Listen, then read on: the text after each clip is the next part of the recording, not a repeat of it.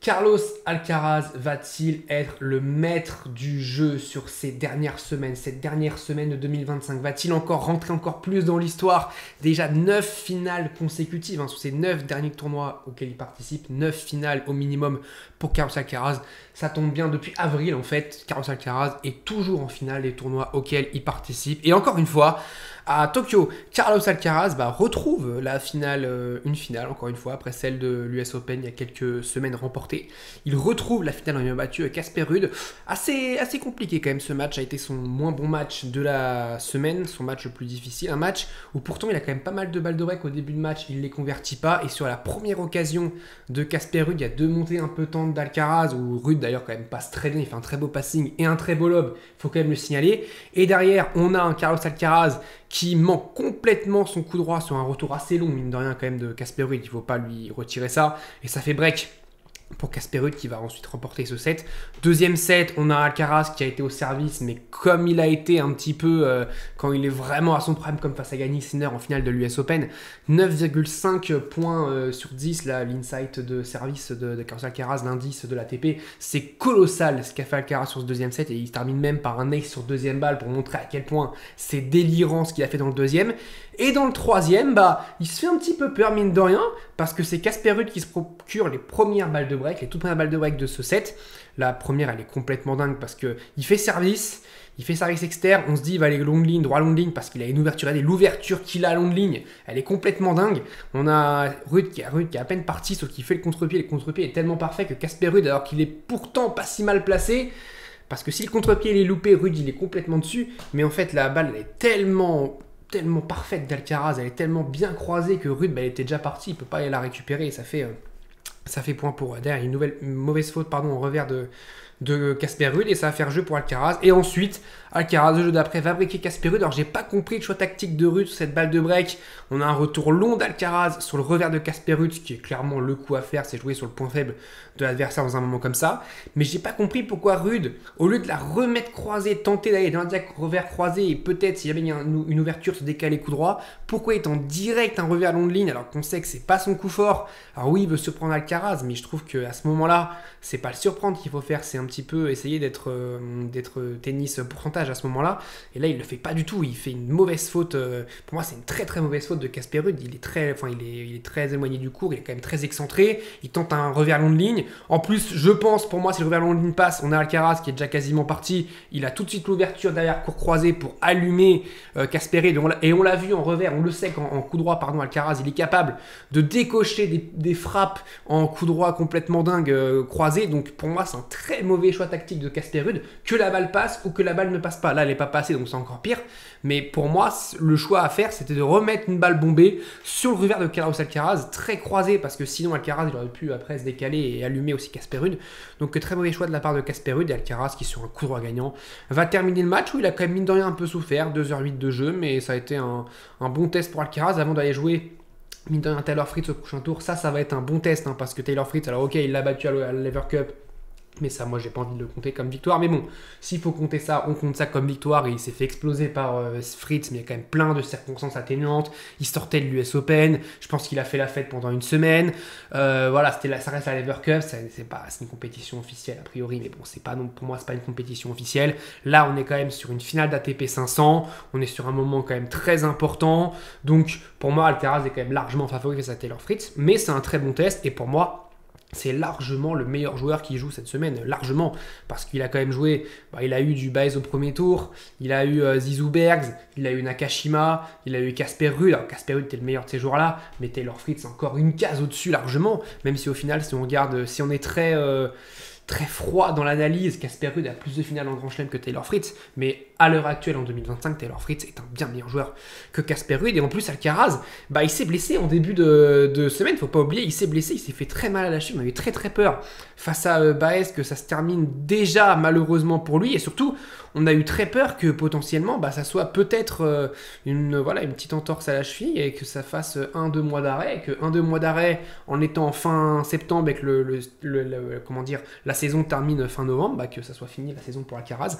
On a eu très très peur de ça, mais au final, bah, ça a l'air d'aller puisqu'il est quand même en finale de Tokyo, mais en plus il s'est fait quand même bien strapper. Hein. Franchement, je sais pas comment il fait pour réussir à être sur le court, mais bon, il a réussi après à battre Baez assez tranquillement. Il a explosé Zizou Bergs, il a explosé Nakashima en faisant un match complètement fou face à Nakashima. Le dernier jeu face à Nakashima, rien que le dernier jeu, c'est un highlight de beaucoup de matchs dans le tennis. Lui, il fait ça sur un jeu, c'est complètement fou ce qu'a fait Alcaraz. Et là, face à Ruud, bah, un peu plus compliqué, mais voilà, la bagarre, il a été le chercher. Donc très bien pour Carlos Alcaraz. Et maintenant, on va s'attarder sur ses fins de saison précédentes. Qu'est-ce qu'il doit faire de mieux que les dernières saisons? Alors, on va regarder à partir de 2021, même s'il était très jeune en 2021, mais c'est son premier fait d'armes qu'il fait en Grand Chelem. Après l'US Open, la fin de saison de Carlos Alcaraz à chaque fois. Donc, à l'US Open 2021, on rappelle, c'est quand même là qu'il fait son premier gros coup en battant Stefanos Tsitsipas en 5-7, qui était actuellement à ce moment-là numéro 3 mondial. Je ne sais pas si on se rend compte, maintenant il est 30 mondial. Donc le temps a passé. Ensuite, Indian Wells, qui est en 2021, qui était juste après l'US Open à ce moment-là, parce qu'il y avait le Covid, donc en début d'année, il n'y avait pas eu lieu. C'est le Indian Wells, le fameux Indian Wells remporté par Cameron Norrie, où il perd face au meilleur joueur du monde. Donc forcément, ça, il n'y a rien à dire. Il perd face à Andy Murray, il a complètement droit. Ensuite, Vienne, il perd en demi-finale face à Zverev. Là aussi, c'est quand même un très bon résultat. Il bat Dan Evans, il bat Murray, il bat Berrettini. Berrettini, à ce moment-là, en plus, très costaud, il le bat quand même 7-6 au troisième set, donc très costaud, et puis il perd face à Zverev assez logiquement. Zverev qui va ensuite faire le titre au Masters, donc c'est quand même un très bon Zverev cette fin 2021. Ensuite à Bercy, on rappelle, il y a ce match complètement lunaire face à Hugo Gaston. Hugo Gaston a complètement rendu fou Carlos Alcaraz, un match où Alcaraz il a complètement explosé, il mène 5-0 dans le deuxième, et Gaston il enchaîne 7 jeux consécutifs, il a complètement fait craquer, le public surtout a complètement fait craquer Carlos Alcaraz, et ensuite il va remporter le Masters Next Gen en battant quand même des joueurs quand même pas mal, hein. Rune, Nakashima, Cerundolo, Baez, Korda. Voilà, c'est très bon pour Carlos Alcaraz.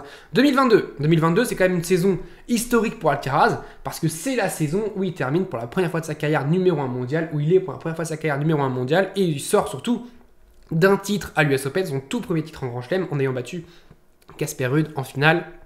Il va du coup perdre face à Félix Auger-Aliassime en Coupe Davis, mais c'est juste après. L'US Open, pareil, c'est un peu comme la Lever Cup, c'est juste après, donc il faut quand même un petit peu digérer ce qui s'est passé. Il perd au premier tour d'Astana face à David Goffin. Il perd en demi-finale de Bâle face à Félix Auger-Aliassime, qui à ce moment-là était chaud patate. Hein. Le Félix Auger-Aliassime de fin 2022 sur indoor, fallait aller se le coltiner, et il perd ensuite, enfin il abandonne face à Holger Rune à Bercy, donc on voit, et il fait pas le Masters parce qu'il est blessé. Donc malheureusement, il termine numéro 1 mondial la saison, mais il fait pas le Masters parce qu'il est blessé. Donc il y a un petit peu un goût d'inachevé cette fin de saison d'Alcaraz 2022. On le voit, il n'y a pas beaucoup de victoires, il y a quand même pas mal de défaites.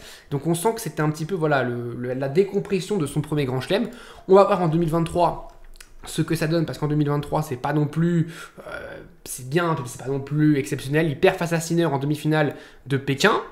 Ok, il perd face à Dimitrov en 8e de finale de Shanghai. Ça, c'est un gros résultat quand même pour Grigor Dimitrov, qui va faire une super fin de saison en allant même en finale après à Bercy. Justement, à Bercy, il perd au premier tour face à Safiolin. Ça, c'est des résultats qu'on ne voit plus chez Alcaraz en 2025, mais ça arrivait encore en 2023. Et au Masters, il va perdre son premier match face à Zverev avant de battre Rublev et Medvedev, et de perdre en se faisant quand même laminer, hein, parce qu'il y a la défaite, mais il y a aussi le résultat. Il se fait laminer par un Djokovic qui remporte son dernier Masters actuellement, encore à l'heure actuelle, donc qui remporte son dernier Masters cette année-là en battant Alcaraz et Sinner coup sur coup, ce qu'il aimerait bien faire en Grand Chelem cette année, Novak Djokovic, mais qu'il ne fera pas du coup, peut-être en 2026, mais attention parce que ça commence à tourner. Ensuite, l'US Open 2024, c'est post-Jeux Olympiques, tout ce qui s'est passé au JO, on a quand même un Alcaraz qui n'est plus dedans. Il pète sa raquette face à Gaël Monfils, il perd au deuxième tour face à Van de Zandschulp, il perd il gagne en Coupe Davis, il gagne en Lever Cup, ça on s'en fout. Il gagne derrière Pékin en faisant quand même un super tournoi, parce qu'il bat quand même Medvedev, qui à ce moment-là quand même encore jouait bien au tennis, et Yannick Sinner en finale dans un tie-break complètement fou du troisième set. Ensuite, il perd à Shanghai en quart de finale face à Thomas Marach. Il se venge face à Monfils et il bat 2 Chinois avant, dans les 2 premiers tours. Il perd ensuite face à Hugo Humbert à Bercy dans un super match d'Hugo Humbert qui lui est rentré dedans dans le premier set comme jamais. Et ce Hugo Humbert-là va en finale de Bercy. Et ce Hugo Humbert-là était très bon. Et ensuite, il perd face à Ruud parce qu'il est malade en arrivant au Masters. Il bat Rublev en 2-7 et il perd face à Zverev en 2-7. Donc voilà, et après en Coupe Davis, il bat Grigsbourg, mais derrière il perd un match, il perd en double avec Granollers. Et malheureusement, ça donne la fin de carrière de Rafael Nadal pour Carlos Alcaraz. Donc son objectif, c'est quand même d'aller faire en 2025. Il a un seul titre après, c'était celui de Pékin l'année dernière. Là, il a l'US Open qui remporte évidemment. Faut voir. Tokyo pour le moment, il est en finale, on va voir ce que ça donne. Derrière, il y aura Shanghai, il y a le tableau qui est sorti. Je ferai une analyse du tableau dans quelques jours sur ce tableau de Shanghai où Novak Djokovic fait partie du casting. On a ensuite, je pense, pour Alcaraz, je ne suis pas sûr qu'il aille à Vienne, à Bâle, je ne pense pas. D'ailleurs, il va aller au Six Slam, donc il n'ira pas non plus en Belgique et compagnie. Et ensuite, il y a Bercy, c'est plus Bercy maintenant, mais je dis quand même Bercy. Et ensuite, il y a évidemment le Masters qui, est avec l'Open d'Australie, le dernier majeur, entre guillemets, même si ce n'est pas un grand chelem, le dernier grand tournoi qu'il n'a pas remporté encore actuellement, Carlos Alcaraz. Et il y a aussi l'enjeu de cette première place mondiale. C'est très serré au classement ATP Live, mais si on regarde la race, il a quand même une superbe avance. Carlos Alcaraz, il a quasiment 2900 points d'avance. Alors pour l'instant, Sinner est en demi-finale de Pékin et Alcaraz est en finale de Tokyo. C'est pour ça qu'Alcaraz pour moi a plus de points cette semaine que Sinner, mais les deux vont peut-être gagner le tournoi et donc avoir 500 points chacun, donc ça fera statu quo. Ça ferait 11 040 pour Alcaraz et 8 450 pour Sinner.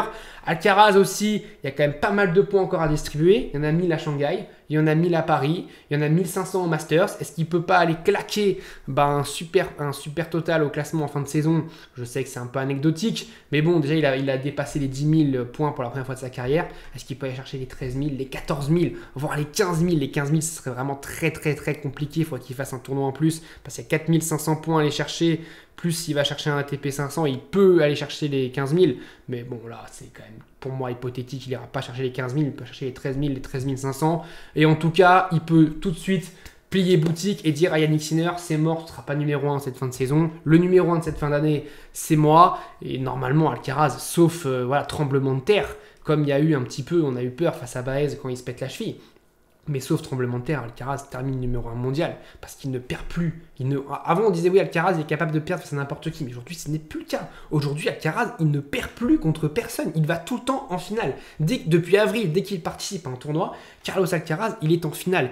Et on a longtemps dit que la régularité de Sinner, c'est ça qui faisait la différence par rapport à Alcaraz. Et on voyait Alcaraz sur les matchs face à Sinner était capable d'être exceptionnel, mais était capable de perdre face à Goffin, à Miami, de perdre face à Van de Zandschulp, à l'US Open, même de perdre face à Medvedev, à l'US Open en 2023.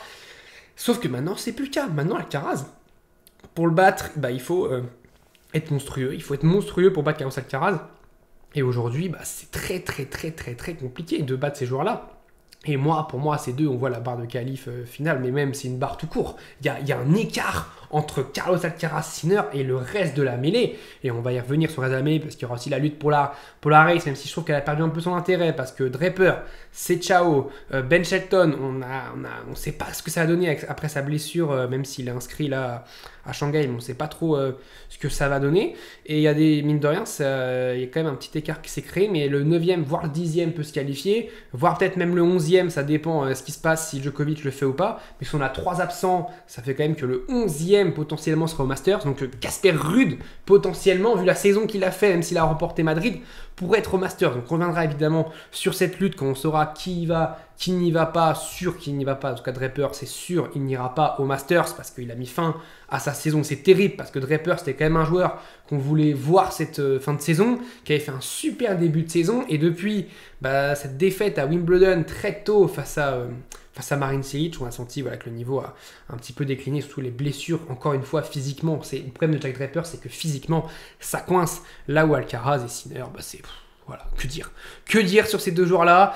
Dites-moi, vous, ce que vous pensez de cette fin de saison d'Alcaraz. Combien de titres il peut remporter? 1. Est-ce qu'il remporte un seul titre? Est-ce qu'il en remporte 2? Est-ce qu'il en remporte 3? Est-ce qu'il remporte tous les tournois auxquels il va participer dans cette fin de saison? Ce serait complètement dingue que Carlos Alcaraz nous fasse cela. Il a passé les 65 victoires cette saison. Je ne sais pas si on se rend compte. 65 victoires cette saison. S'il était à 61, là il est à 60. Il a gagné 4 matchs. 65, ouais, c'est ça. Donc il a passé les 65 victoires cette saison, c'est complètement dingue, voilà. Je vous dis salut à tous, n'hésitez pas à vous abonner, à liker, à commenter si la vidéo vous a plu. On se retrouve très vite, peut-être pour parler de cette finale entre Fritz et Alcaraz si la finale est intéressante. Sans doute, on parlera évidemment du tableau, de l'analyse du tableau de Shanghai qui va commencer très très vite, hein, parce que voilà, les tournois terminent en semaine et les autres commencent en semaine. Donc c'est un petit peu n'importe quoi cette tournée asiatique. Je vous dis salut à tous, portez-vous bien.